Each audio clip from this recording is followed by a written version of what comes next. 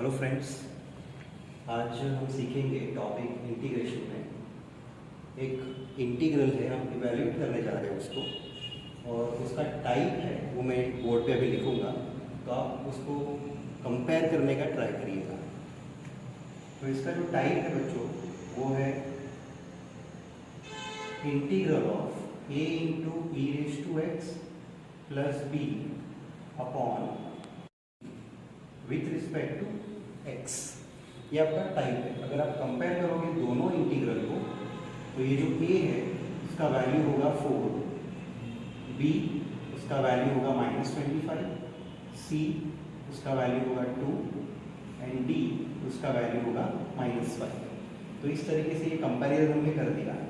जब भी आपको ये टाइप दिखे तो आप इसको इवैल्यूएट करने के लिए एक मेथड यूज करेंगे। That method is numerator is equal to a times denominator plus b times derivative of denominator.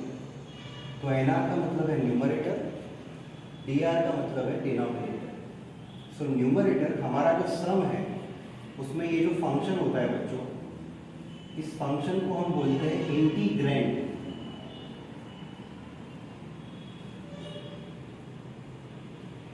तो इसके अंदर न्यूमरेटर है 4 into e raise to x minus 25। So we write 4 into e raise to x minus 25 is equal to a into denominator, denominator है 2 into e power x minus 5,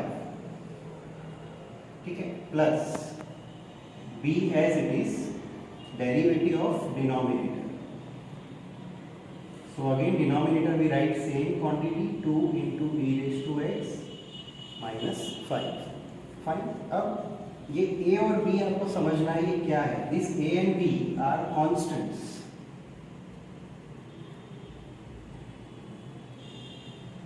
जिसको हमें ढूंढना है, तो a और b हम ढूंढेंगे। ये वैल्यूज हमें फाइंड करनी है ताकि हम न्यूमरेटर को इसके जैसा राइट हैंड साइड के जैसा एक्सप्रेस कर पाए। So here we go, a को अंदर मल्टीप्लाई कर देंगे, so we get 2a into e power x minus 5 times a plus b as it is derivative of 2 into e power x। 2 constant है उसको बाहर ले लेंगे, derivative of e power x, ये जो ऑपरेटर है d बाई dx वो e power x पे ऑपरेट होगा, और उसका जो डेरिवेटिव है e पावर x का वो होता है e power x। So we write as it is minus derivative of 5 is 0, ठीक है।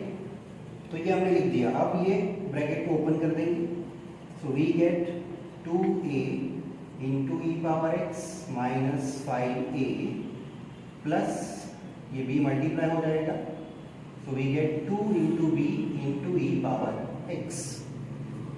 तो हमारा सिंप्लीफिकेशन रेडी हो गया है। अब हमें क्या करना है, कंपैरिजन करनी है। So let's do the comparison. पर उसके पहले जो लेफ्ट हैंड साइड हमारा टाइप है उसी के फॉर्म में हम राइट हैंड साइड को लेके आएंगे। तो हमारा टास्क है लेफ्ट हैंड साइड पे जो फॉर्मेट है वही राइट हैंड साइड पे सेम फॉर्मेट लेके आएंगे। तो आप देखें यहाँ पर हमारे पास में फर्स्ट एंड थर्ड टर्म है, जहाँ पर e पावर x है तो उसको हम कॉमन ले लेंगे e पावर x को। तो ब्रैकेट में आपको मिलेगा 2a plus 2b minus 5a, last में लिखेंगे हम। तो इस तरीके से आपको मिल गया सेम टाइप, सेम फॉर्मेट, ठीक है। So after comparison left hand side and right hand side पे e पावर x का जो कोएफिशिएंट है वो है 4 एंड यहाँ पर है 2a plus 2b। So this implies 2a plus 2b is equal to 4 and जो कॉन्स्टेंट्स है -5 है और यहाँ पर है -25, वो भी इक्वल हो जाएगा। सो -25 इज इक्वल टू -5 है। तो यहाँ से आप देख सकते हैं माइनस माइनस प्लस हो जाएगा, या तो फिर मैं ऐसा लिखूँ तो भी चलेगा। a is -25 upon -5, so final answer is 5। तो a का वैल्यू आपको मिल चुका है, a इज 5। अब हमें b ढूंढना है। तो ये 2a + 2b = 4 है, यहाँ से आपको मिलेगा a + b = 4, और इसी इक्वेशन का हम यूज़ करेंगे। ये वैल्यू a = 5 हम यहाँ पर सब्सटीट्यूट कर देंगे। So see what we get, therefore 5 + b = 4। तो ये 5 को हम ट्रांसफ़र करेंगे तो b का वैल्यू आपको मिलेगा 4 - 5 एंड देयरफॉर b इज -1। तो आपको a का भी वैल्यू मिल गया और b का भी वैल्यू मिल गया है। तो हमारा जो न्यूमरेटर हमने लिखा था a times denominator plus b times derivative of denominator, इसमें हम वो सब्स्टिट्यूशन कर देंगे।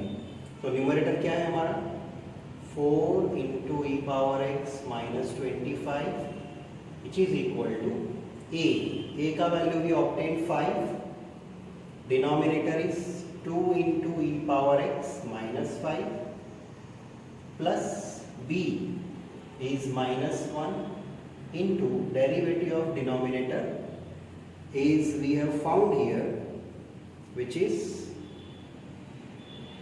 2 × e⁻x, या फिर अगर आप देखेंगे यही आपका डिनोमिनेटर है तो आप इधर से ही देख सकते हैं directly, derivative is 2 × e⁻x। Fine. तो हम अब क्या करेंगे, हमारा जो सवाल है उसमें ये इंटीग्रेंड को रिप्लेस कर देंगे ये क्वांटिटी से। तो आपका जो इंटीग्रल हमने लिखा था I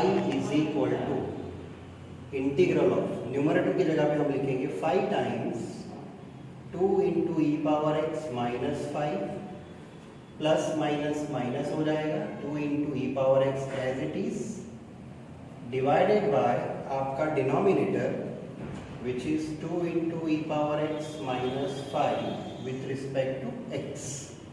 अब इससे आप क्या कर सकते हैं, आपके डिनोमिनेटर को आप दोनों न्यूमरेटर के टर्म्स को दे सकते हैं बाय रूल ऑफ मैथ्स। तो आपको मिलेगा integral of 5 times 2 × e⁻x - 5 upon 2 ×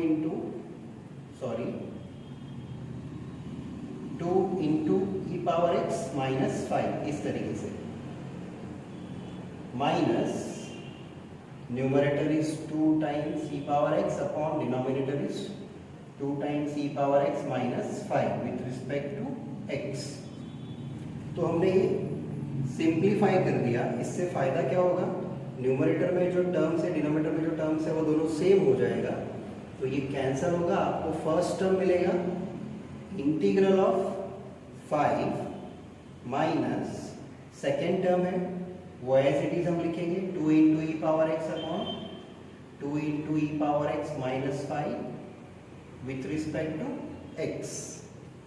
बेटा यहाँ पर तो आप देखेंगे यहाँ पर अब हमको लिखना है टर्म बाय टर्म इंटीग्रेशन, मतलब ये फर्स्ट टर्म को भी हम इंटीग्रेट कर देंगे और सेकेंड टर्म को भी इंटीग्रेट करेंगे। तो पहले इंटीग्रेशन साइन लेके उसको डिस्ट्रीब्यूट कर देंगे। सो इंटीग्रल ऑफ 5 dx, बीच में माइनस साइन है, integral of 2 × e⁻x upon 2 × e⁻x - 5 with respect to x। तो यहाँ पर 5 इज कांस्टेंट, इंटीग्रल ऑफ 5 निकाल दिया हमने तो बचेगा 1 माइनस, ये आपको फोकस करना है अभी। Look at this integral.